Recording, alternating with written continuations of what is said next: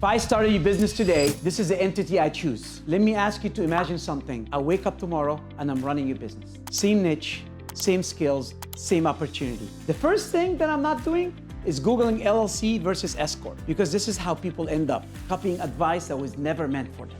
What I actually care about is one thing. How do I set up this business so I don't trap myself later? Let me show you how I think about this. Why most people get this wrong. Most business owners choose an entity emotionally. Someone told them an S Corp is what real business do. The French switched and now they feel behind, so they rush it. That is backwards. Your entity is not a status symbol. It's an infrastructure, and that infrastructure quietly bleeds money. I have seen people lose 5 figures just because they wanted to feel official. What I would start with, if I was starting most service-based business today, agency, consulting, content, freelancing, I would start with an LLC. Not because it's impressive, because it's forgiving. Early on, your income is messy. 1 month is great, the next month is not. You reinvest, you experiment. An LLC lets you move without the IRS questioning every shift.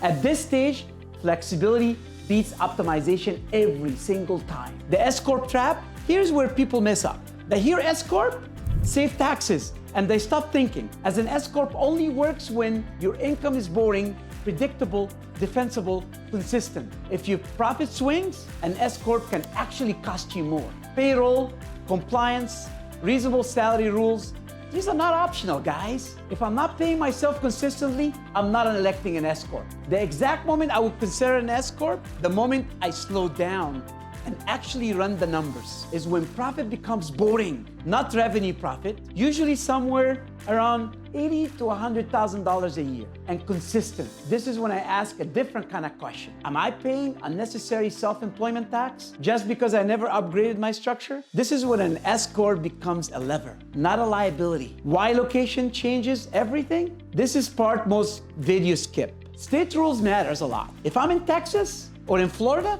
the mess looks very different than in California. California charges you to exist. Franchise taxes, extra S Corp taxes, aggressive payroll enforcement. If you copy the structure from someone in another state, there's a good chance it is wrong for you. How I think long term, I never choose an entity just for today. I choose it based on where the business is going. Hiring, scaling, selling, bringing on business partners. Saving taxes this year is not the goal. Avoiding expensive restructure later is. Most people optimize early and regret it later. If I started a new business today, I would choose an entity that gives me control, flexibility, and clean options down the line. Not the one that sounds advanced, not the one that YouTube glorifies, the one that fits the stage of the business.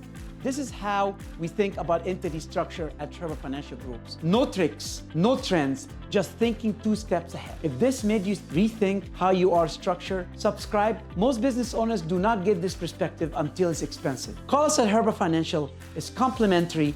We will guide you through it. I guarantee your satisfaction by the end. We're standing by to take your call. We are on your side to save you on taxes the right way, the legal way, the IRS way. Why wait? Call us now.